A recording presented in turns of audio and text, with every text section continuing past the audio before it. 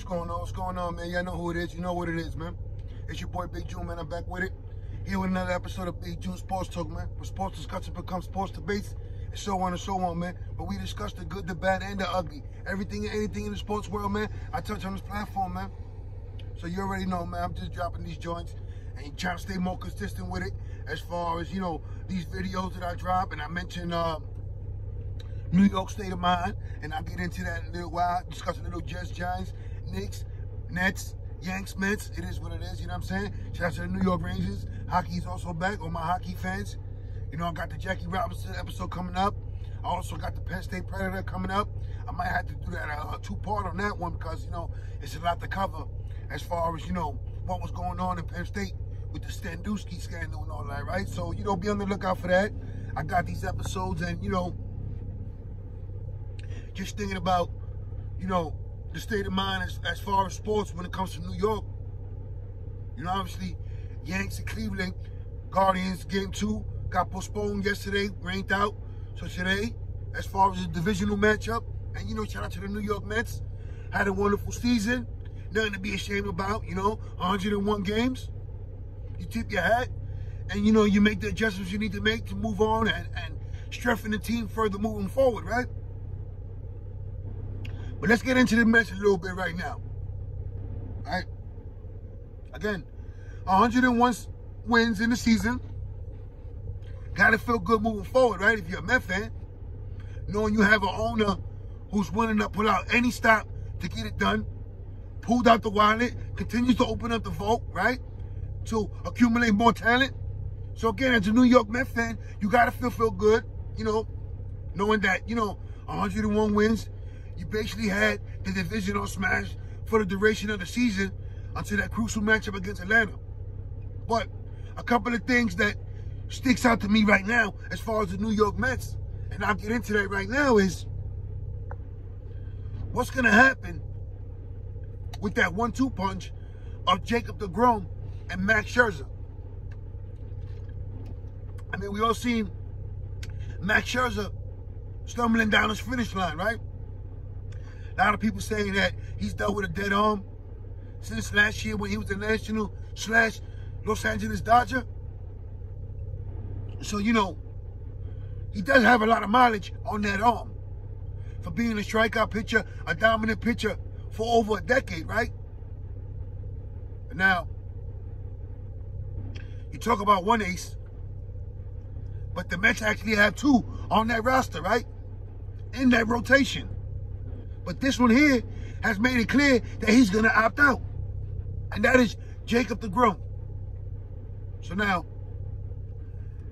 the dilemma in Queens, right, is what do the Mets do as far as Jacob DeGROM? Obviously, he has to open up the vote, has to open up the wallet, right? Does he give DeGROM, an empty check and just tell him, listen, fill it out and don't worry about it, I'm going to sign my name into it? If you're the owner of the Mets, Stephen Cohen, what do? Your ace intends to opt out and test the market once again. He's seen what you pay Max Scherzer. He's seen what some of these pitchers received during the offseason from Robbie Ray, the Kevin Gossmans. And, you know, you put the stats, and you compare them. I mean, it really is no comparison, right? You have Jacob DeGROM, who clearly is the top pitcher in Major League Baseball, if not top 3, when fully healthy, right? Now, that's the key for as far as any pitcher or any team or any player in general, right? Can they stay healthy? So now, once again, Jacob DeGROM, set to test free agency, has said on plenty of occasions that he plans to opt out. If you're Stephen Coleman, what do? Do you open up the vote for Jacob DeGROM?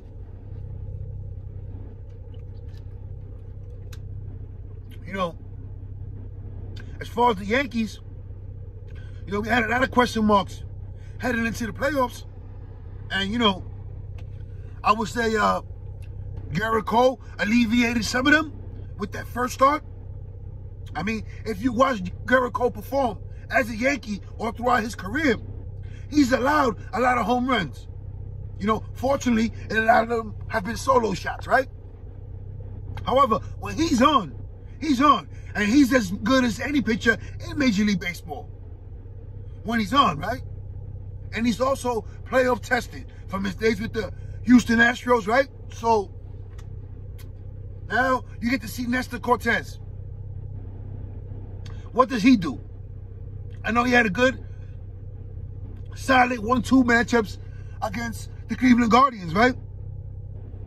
A couple of starts. However, NESTOR CORTES, has never been playoff battle tested, right? Well, we're going to find out either way. The lineup has to continue to produce. We all see how stagnant the Met offense went in that wild card round against the Padres. Do the Yankee bats continue to slug it out, to thump their way? Because you're not going to win every game 10-zip, 9-1. It's playoff time. The 3-2, the 2-1s, the 5-4s, you know, the 1-zip, the 2-zip, those type of matchups are coming. And we all seen the Yankee lineup be shut down in the playoffs numerous times. So like I mentioned on a prior episode, you know, there's a lot of question marks. It's a lot of uncertainty surrounding the New York Yankees heading into the playoffs. Yes, they handled their business in Game 1 against the Cleveland Guardians. Game 2 got postponed last night, but it's today. So listen, you know, look out for a couple of things. A couple of miscues as far as Josh Donaldson cannot happen leading and moving forward into the playoffs, right? So, you know, again, Game 2 against the Cleveland Guardians today.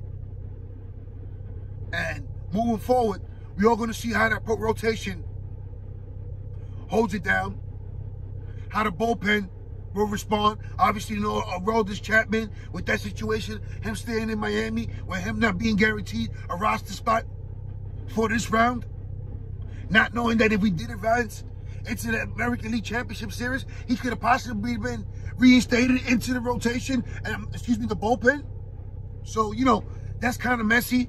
A lot of fans were happy when they realized that he was left off the roster in general. I mean, as far as that goes, it is what it is. The game don't stop. Maybe his Yankee career is over, but the game doesn't stop, right?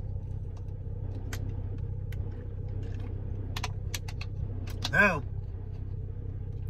let's get into some real good New York talk right now, right? Because it feels good. You know, my New York Jets, 3-2. We just defeated Miami. Back-to-back wins. So, you know, as a fan, you got to be feeling good. Zach Wilson didn't even throw a touchdown against Miami. However, we still put up 40. The running game is starting to come in. I mean, that 1-2 punch of Breece Hall and Michael Carter. I mean, it is premature to try to compare them to the dude they have out in Cleveland with Nick Chubb and Kareem Hunt.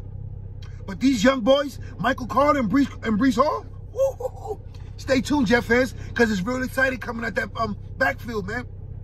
And then when you look around the roster, with Sauce Gardner winning Rookie of the Week honors, that's 3 different Jet rookies this season already who have won the award. From Garrett Wilson to Breece Hall to now Sauce Gardner. So, as a Jet fan, you got to be feeling good. Got to be feeling good. 3-2 leading to this game against the Packers. Yes, Aaron Rodgers, the gunslinger, 4-time MVP. But knowing that your team is starting to come together, the defense is starting to gel. That secondary is looking real good, yeah? If you see what DJ Reed is doing, you see what Sauce Gardner is doing, that cornerback tandem, you know, they knocking it down. They're giving the defensive line time to rush the quarterback. Our safeties, LaMarcus Joyner, Whitehead, they balling. They're making plays. I mean, it's an exciting time right now, knowing that the trajectory of that team, of that defense, of the offense in general is going all the way up. So, you know, I get excited with it, just thinking about the future of the New York Jets. And imagine when Zach Wilson finally gets it down and truly cements his as the starting quarterback of the New York Jets. Just coming back from injury, so you got to keep the boy healthy. Shout out to Elijah Vera Tucker. To me, right now, is the MVP of the New York Jets, showing his versatility on that offensive line. From playing both guard positions to now playing both tackle positions. This is why Joe Douglas traded up for him in the first place in the draft. And he's showing his worth off the rip. So again, shout out to Elijah Vera Tucker. And y'all people, don't forget to vote that man in. Listen, so excited right now. I can keep rambling about my New York Jets, man. I'm feeling good. I'm not going to get ahead of myself saying we're going to secure a playoff spot. But sitting right now at 3-2. All AFC matchups to start the season. You know, whether we're in the storm, with the first 4 games being against the AFC North. I mean, you got to feel good. You know, speaking of feeling good, you know, for all Giant fans, got to be feeling great as well, right? 4-1, big comeback against Green Bay out in London. I mean, no one expected the Jets to be 3-2, and definitely no one expected the Giants to be 4-1. Yes, they're currently third in that division, as you can see. Shout out to the Philadelphia Eagles, 5-0. Cooper Rush story out in Dallas is the love affair right now. They're also 4-1, right? With their head-to-head win against the Giants. But nevertheless, it still takes away from what Brian Dable was doing out there. And shout out to him for getting it done, rookie head coach, doing things his way, and he's getting results. He's 4-1. And, you know, Saquon Barkley's back, possibly comeback player of the year, already looking like that. Daniel Jones, you know, doing what he has to do. So, you know, as far as that winning formula that's going on with the Giants, and all the pieces have not been together, right? They're missing the Oregon rookie, right, out of Oregon, Thibodeau. So, a couple of other defensive pieces. That goes for every team, though, right? The wide receiver situation out there, Shepard out for the year, torn ACL. The prized possession from last year, Kenny Galladay, hasn't been getting reps like that. You know, last year's draft pick, Tony dealing with injuries. So, either way, they're still 4-1. Namely on the square, on the shoulders of Saquon Barkley, who, as a Giant fan, or as a fan of football in general, you got to be excited to see him back on the field, nice and healthy, doing his thing, right? So again, the state of football right now, as far as New York, it's looking real good. And the trajectory can only go up. So just think about that, man. For all my Giant and Jet fans, man, you got to be feeling good heading into this week, knowing that your team is 4-1 and 3-2 respectively. It is what it is, man. So, you know, when you break down every state, every faction of New York sports, as I'm doing right now, you know, both teams in baseball qualify for the playoffs. Yes, the Mets were eliminated last week. Shout out to them once again. But the New York Yankees are currently in the division series, right? Game 2 today. Stay tuned. Jets, Giants, both playing winning football. That's all we can ask for as fans, playing winning football, right? Heading into November and December, those crucial, important games that we all talk about, it looks like it's going to come into fruition. Let's not get ahead of ourselves right now, but as a fan, you got to be feeling good. And now, I know you see the hat, I know you see the jersey. It is what it is, right? Brooklyn Nets, New York Knicks basketball is back. They're both in training camp. It is what it is. The soap opera, the scandal, whatever, the drama that was going on in Brooklyn is over. They all hugged and made up. You know what to expect with KD and Kyrie. If they're together, healthy, functioning, that Brooklyn Nets team is going to make noise in the Eastern Conference. With the signing of Jalen Brunson, the signing of Harston as the backup center to Mitchell Robinson, right? No one really talks about that signing. And shout out to Harston and his play with the Clippers, right? Where it come crucial for the New York Knicks. Now, you're looking at it so far from training camp. Yes, they lost to the Pacers yesterday. Yes, they did. But you got to feel good, and you got to see, like what you've been seeing so far in these preseason games. Julius Randle with on the floor, looking more nimble, looking more agile. The ball's moving more fluidly. Can it continue to move fluidly throughout the season? Jalen Brunson is a true point guard, and he's going to work his magic. Can R.J. Barrett continue to develop his game and take it to the next level? I mean, we all knew that he was part of the centerpiece as far as the Donovan Mitchell trade. Leon Rose and company decided against that. They were not trying to trade R.J. Barrett. He's a building block. He's our building block, right? So, can R.J. Barrett take that next step in his development? Julius Randle, knowing that the ball is not going to be in his hand, can he continue to develop and further strengthen his reputation as the leader of the New York Knicks? Or is he going to be auditioning for his next team come the trade deadline? I mean, these are all questions that are eventually going to get answered as the season progresses, right? But once the season starts, everyone has to feel good and optimistic of their team reaching the playoffs. If you're a Brooklyn Nets fan, you know what to expect with KD and Kyrie. That 1-2 punch is phenomenal and can contend with any team in the Eastern Conference. As far as the New York Knicks, you know, we made the playoffs a couple of years ago as the 4th seed. Can the Knicks rediscover that defense that catapulted them to the 4th seed in the playoffs that year? Can Julius Randle rediscover that touch that he had from three-point line, that leadership he had during that season to lead the New York Knicks back into the playoffs? I mean, it's a lot of questions surrounding both teams. That bench for Brooklyn, not as strong. You know, a lot of unknown players.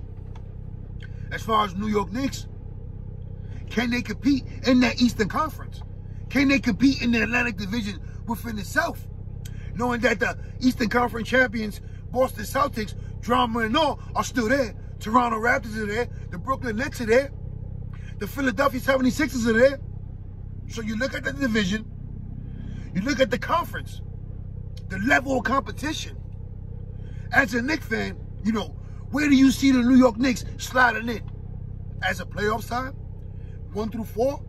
5? A play-in team? 7 through 9? There's a lot of question marks when it comes to the New York Knicks as far as the season, right? But so far, you got to be excited of what you're seeing in preseason. And the #1 question that we all want to know moving forward is Tom Thibodeau going to finally play these young boys and give them the minutes they deserve? You know, the McBrides, the Quentin Grimes. It's a lot of young talent there, the Quickleys, the Obi Toppins, that you look at the roster and you know, listen, these guys deserve more playing time. They were drafted high for a reason. They were drafted for a reason in general. You know, shout out to Taj Gibson. I seen you out there in Japan, out there with your Washington Wizards and all that. But, you know, you were taking time away from Obi Toppin. You were taking playing time from Obi Toppin. So it is what it is. You know, the Evan Fourniers, the Derrick Rose, you know, these dudes already have established themselves as NBA players. Derrick Rose, youngest MVP in the league. However, times have changed. And basketball will forever be a young man's sport. So, with that being said, that's the #1 question I'm looking forward to. As hopefully we all get the answers we're looking for. Hopefully Tom Thibodeau does play these young boys and not sporadically. And they're in the rotation as far as Cam Reddish, can he stay healthy? Quentin Grimes, can he stay healthy? You know, these are 2 young pieces moving forward to the success of the New York Knicks. We're currently like one of the youngest teams, if not the youngest team in the NBA.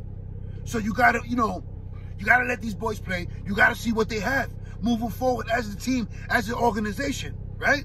The Jericho Sims, his development during the summer, is great to see. Sort of like a block as far as playing time, right? Because you got Mitchell Robinson, who we resigned. You got the kid we signed from the Clippers, who's assuming to be the backup for Mitchell Robinson. So where is the minutes coming from for Jericho Sims? Those are good questions. You know, we're going to need the answer for that as well. Injuries are a part of the game in any sport, right? So it's an 82-game season. Anything can happen. So, breaking it down. State of New York as far as sports, right? Baseball, the Mets will rebound and be back. That only ain't going nowhere. That checkbook isn't going anywhere. And as far as being competitive, we've seen the last 2 seasons, eventually more players are going to want to join that organization and try to strive for a championship to bring to New York City, right? As far as my New York Yankees, we're in the playoffs right now. Game 2 against the Guardians today.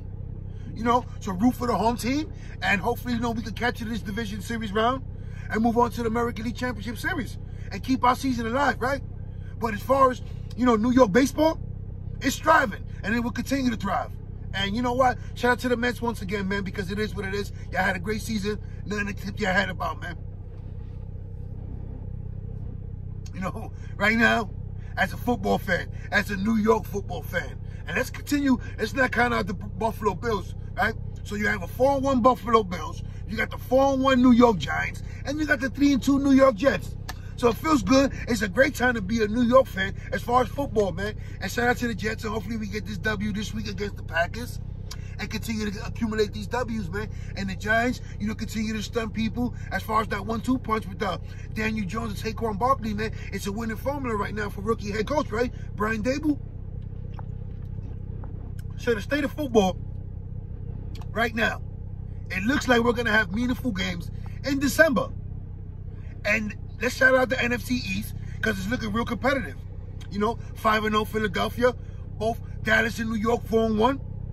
Washington Commanders got a key victory last night on the Thursday Night Football. So again, shout out to the NFC East, shout out to the AFC East. You see what's going on with Miami with all the injuries and all that. That was a big victory for us as far as that's the divisional matchup. And you know what Buffalo's doing? You know, that's a crucial matchup as well. So now, hypothetically speaking, right, before I go, right, could you imagine this? If this scenario takes place, if the New York Jets do defeat Green Bay and Kansas City handles business against Buffalo, you could possibly see the New York Jets in first place in the AFC East Monday morning. I mean, hypothetically speaking, right? It does sound crazy, though. Well, it is what it is, man. Before I go, all my family and friends out there in New York, man, stay safe, stay sharp, stay blessed, stay alert, stay on point. All my family and friends in the pen, y'all day coming, man. I'm out of here, man. 1.